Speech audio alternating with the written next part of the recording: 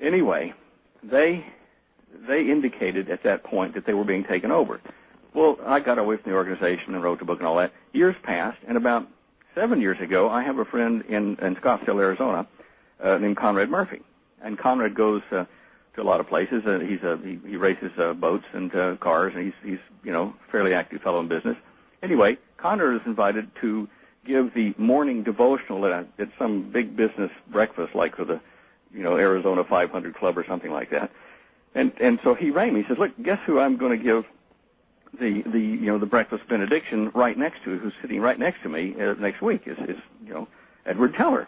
And I said, "Wow." I said, "Can you get to Dr. Teller and say, take a message. I want to talk to him." He said, "Not a problem." So I waited, and the week passed, and so Conrad rang me back, and he says, "Wow." He says, "Well, I sat next to him," and he said, it was all kind of, normal conversation, give the benediction, eat a bit. And he says, after he'd had a couple bites, I said to him, "Look, what do you know about this fellow named Stan Deyo, down in Australia working on anti-gravity and, flying saucers?" And he said, Teller looked at him very blankly and said, "Don't know the fellow." He says, "Oh, that's odd." And he reaches in his coat and pulls out a copy of my book with my photo on it and turns it up in front of Ed Teller. He said the blood drained out of his face. And he looked away, and a general over on the side who was in uniform came over and took Teller and said, "Dr. Teller's got another meeting," and took him away. So I wondered at that point whether Teller was in charge of anything anymore. You see what I'm saying? I do. That's very interesting. I've never been able to get back to the team. It's, I think they did lose. Whatever was trying to take him over did. And so anyway, after all of that, Stan had to sort of lay low for a while, and he just sort of ended up staying in Australia. Well, Art, I had to give up my U.S. citizenship to keep from being extradited at the time that they were trying to get to the bottom of this, okay? I'd love to be back in the States. Were they trying to prosecute you for anything? I mean, what was... Well, I wasn't sure like how it was going to go. There's a lot of the story missing. Sorry, say again? See, that's a delay we have. Oh, Sorry, my fault. No, just go on. It's just what was the reason? What were you? Were they trying to prosecute you for? There were a number of things, Bob. One of them was that. There were a number of things. Oh, geez, can I just put the dog on? She wants to say something here. Just a second. I don't know. As I said to you, I was doing some undercover work for the FBI, and they deny, of course, that there were 700 of us doing. Oh. It's a clear dog from Australia. Believe me, it's coming through very clearly. These are the most popular dogs on the planet. They've seen a bird out here, and they're trying to eat it. All right. Well, the question is, Stan, were they trying to prosecute you, or were there threats on your life? How serious was it? Both. When I went underground, they had really determined they were going to put me underground permanently in Melbourne. Well, as a result, I ran, and for a little over a year, I traveled in the Australian bush with, let the hair grow out and wore the sunglasses and traveled with the hippies and whatever just disappeared. Finally, I got hungry and had to come back in. And when I did, I came in under an assumed name and worked for a while. But eventually they caught up with me because I applied for work in companies and had to show my passport. Can I interrupt you for a second? What was the threat that you presented to them? Well, were they afraid of the information that you had, or? Yeah. Okay, so that was their main concern, that you were running around with information that you could possibly divulge to someone else, and. Well, first of all, I would be able to identify them. I mean, I could identify, like by name, the people that were head of it in the Aeronautical Research Center at Fisherman's Bend in Melbourne, and in the Australian Club, who of course control the prime ministers of this country. And there was a number of things that I was privy to that would be rather embarrassing. But in their defense, let me say this.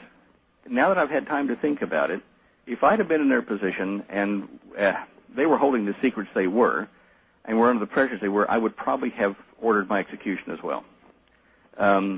It's bigger than one person's life. It's a really, and I'm sure you would appreciate this, Bob, what we're talking about is a cover-up of incredible proportions.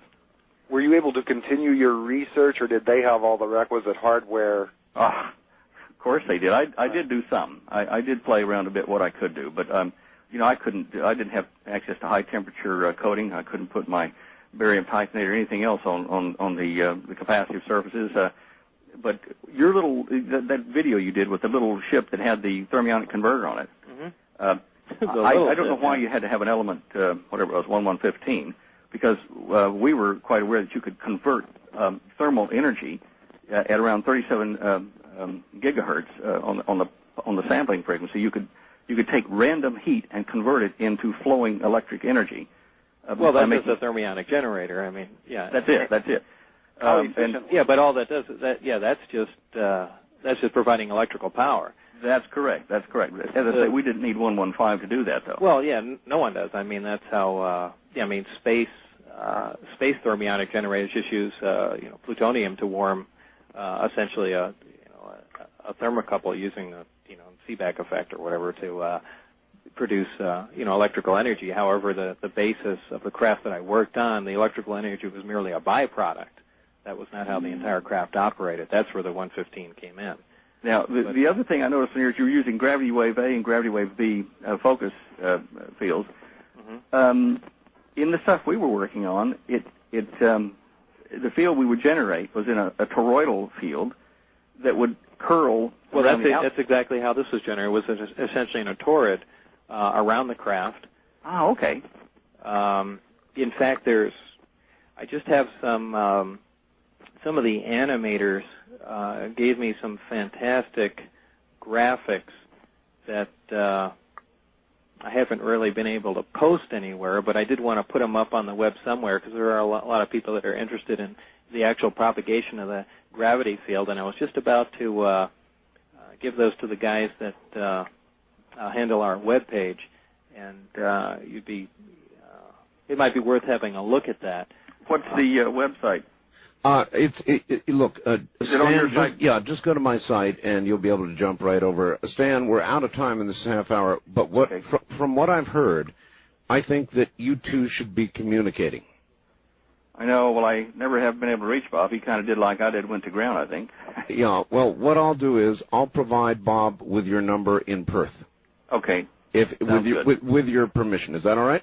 Fine. Excellent. All right. Nice talking to you, Bob. Email might work well too, right? Yes, it does work well, and we can make those arrangements as well. So.